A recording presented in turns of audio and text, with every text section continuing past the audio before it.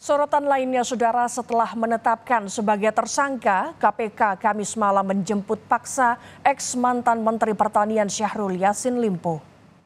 Mantan Menteri Pertanian Syahrul Yassin Limpo tiba di gedung KPK pada pukul 19.26 waktu Indonesia Barat.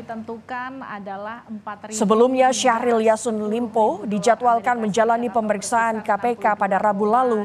Namun Syahrul meminta penjadwalan ulang karena menjenguk ibunya yang sedang sakit di Makassar, Sulawesi Selatan. Syahrul sebenarnya dijadwalkan akan diperiksa pada hari Jumat 13 Oktober. Namun sepertinya KPK melakukan langkah lebih dulu dengan menjemput paksa Syahrul Yassin Limpo. Pada KPK memberikan pemberitahuan untuk tidak dapat mengikuti pemeriksaan karena bahwa tentu ketika melakukan penangkapan terhadap tersangka ada alasan sesuai dengan hukum acara pidana, misalnya kekhawatiran melarikan diri, kemudian adanya kekhawatiran menghilangkan bukti-bukti, begitu ya. Yaitu yang kemudian menjadi dasar tim penyidik KPK kemudian melakukan penangkapan dan membawanya di Gedung Merah Putih KPK. Meskipun di surat panggilannya di foto yang beredar itu dipanggil untuk tanggal 13 itu, Mas? Besok. Iya, betul.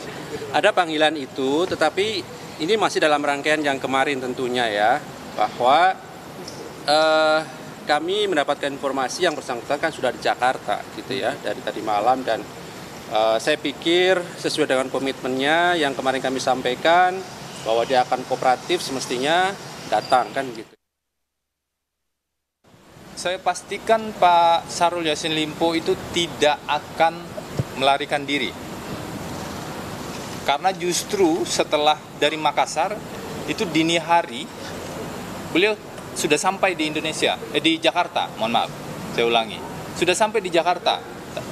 Seperti yang beliau sampaikan, ini adalah bentuk komitmen dengan sikap kooperatif. Jadi indikasi melarikan dirinya gimana?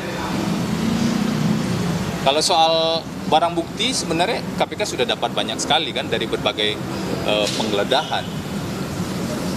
Jadi mari kita lihat secara proporsional penanganan perkara ini. Kami mengajak kita semua melihat secara proporsional dan menggunakan aturan hukum sebagai dasar. Wakil Ketua KPK Johanis Tanak menyebut modus korupsi ex-Menteri Pertanian Syahrul Yassin Limpo adalah memerintahkan bawahannya untuk mengumpulkan sejumlah uang dari lingkup eselon 1, para direktur jenderal, kepala badan, hingga sekretaris masing-masing eselon 1.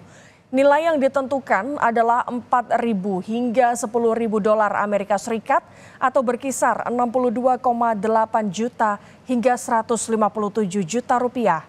Total uang yang terkumpul sepanjang 2020 hingga 2022 mencapai 13,9 miliar rupiah.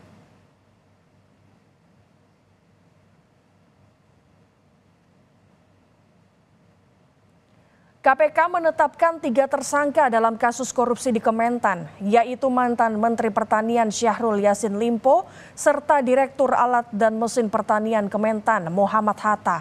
Keduanya belum ditahan karena belum menjalani pemeriksaan pada Rabu kemarin dengan alasan urusan keluarga. Lalu ada tersangka lain, Sekretaris Jenderal Kementerian Pertanian Kasdi Subagiono yang ditahan KPK usai menjalani pemeriksaan. Syahrul diketahui mengajukan pra-peradilan atas status tersangkanya.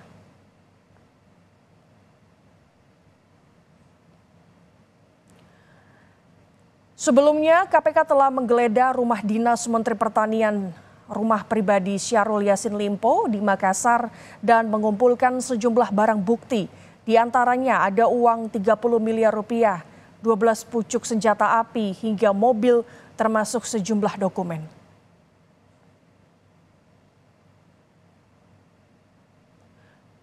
Partai Nasdem menanggapi soal penjemputan paksa mantan Menteri Pertanian Syahrul Yassin Limpo oleh KPK.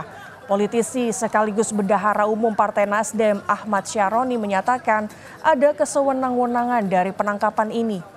Syaroni maksud kami menambahkan penangkapan paksa yang dilakukan KPK tidak berlandasan dengan hukum acara yang sebagaimana mestinya.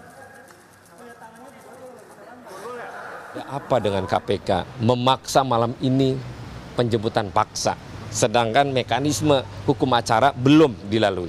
Berarti Nasdem sendiri nilainya jemput paksa dilakukan oleh pihak KPK tadi ini bagaimana, Bang? Ini ada kesewenang-wenangan yang dilakukan.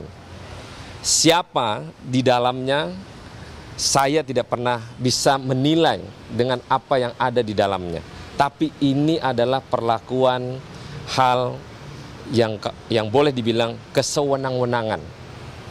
Tidak berlandaskan hukum acara yang sebagaimana mestinya. Pemirsa, informasi tadi sekaligus menutup jumpa kita pada hari ini. Atas nama tim redaksi yang bertugas, sampai jumpa dan salam redaksi.